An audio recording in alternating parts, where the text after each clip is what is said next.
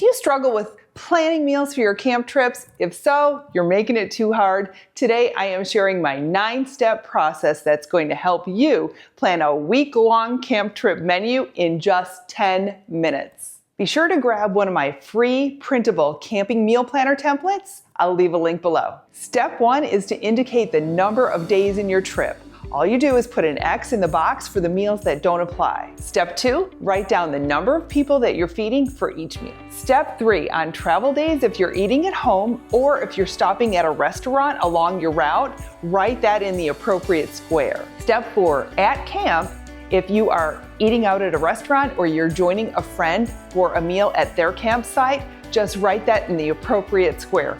You don't have to worry about cooking for that meal. Step 5, if you're attending a campground potluck, just write down exactly what you're bringing to the potluck in the appropriate square. Step 6, fill in the entire template with all of the main meals that you're going to be serving along with all of the side dishes. Step 7, plan to reheat or reinvent leftovers for another meal. Step 8, write down the condiments and the drinks for each day. Step 9, pack the appropriate cooking and serving equipment, plus all of the supplies and the fuel that you're gonna need for each meal. You can see on my meal plan, we're starting at home, so we're gonna have breakfast at home.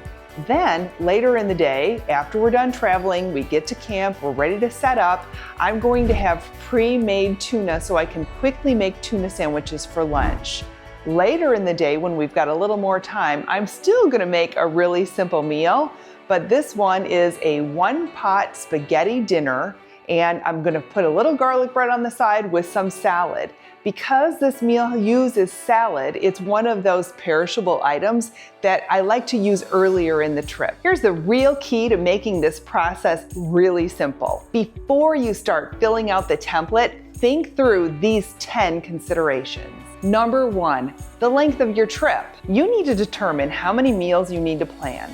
Ask yourself how much food you'll be preparing for yourself versus how many meals you'll be eating out or eating with others. There may be a day of the week you want to explore a local town, including its restaurants, and you won't be eating at your campsite at all that day. Consideration number 2, the number of people you're feeding. If you are not cooking for the same number of people throughout your trip, plan meal groups based on how many portions you need to prepare.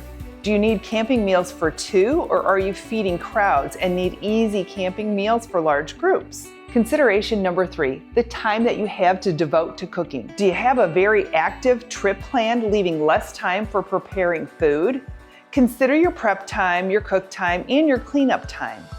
For super busy trips, you may want to plan lots of make-ahead camping meals that allow you to quickly dump and cook or dump and reheat at the campsite. Consideration number 4, cooking equipment requirements. The longer our trips, the more variation we want with different meals.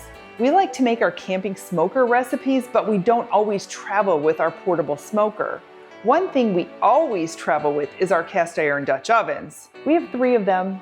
No judging, please. We have tons of Dutch oven camping recipes that we make for every meal of the day. We have options for breakfast, dinners, snacks, desserts, and baked goods. Consideration number 5. Plan for unexpected weather. High winds, heavy rain, and campfire restrictions will require you to cook in an area where you are protected from the elements and with equipment that is permitted.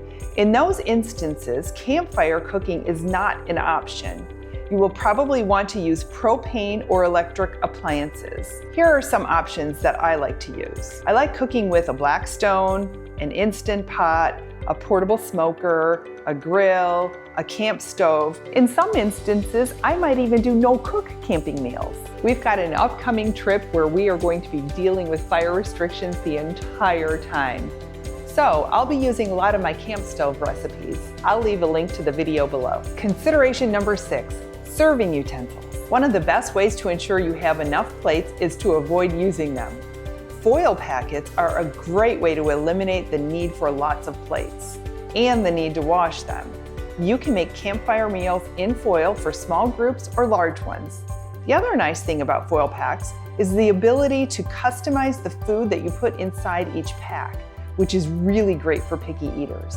Just make sure you have enough forks for each camper. Consideration number 7, Perishables first. Make sure you are applying camping food safety practices and maintaining your food at the proper temperatures, as well as eating the most perishable items on your trip menus at the beginning of your trip. You don't want a complete weekend of eating hot dogs and beans because your other food went bad. Consideration number 8, skipped meals. You don't have to eat 3 square meals a day on your trips. We will often make one of our more substantial camping breakfast ideas and just take snacks on a day hike.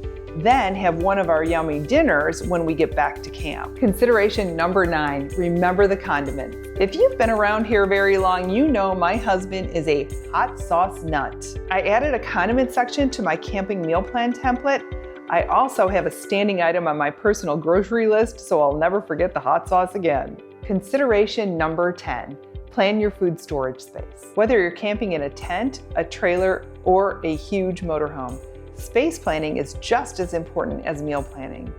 You need ample space to keep your food fresh. Cold storage space is the most challenging, so check out my tips on how to pack a cooler, because even if you have an RV refrigerator, you may need additional cold storage options. You also may need to plan for interim trips to the grocery store to restock if your trip is long enough and requires it. You may want to plan for some recipes that use non-perishable ingredients. I have a list of those. If you like this video, please give me a thumbs up. Subscribe to my channel for more tips. What's your biggest meal planning challenge? Leave a comment below. I'd love to hear from you.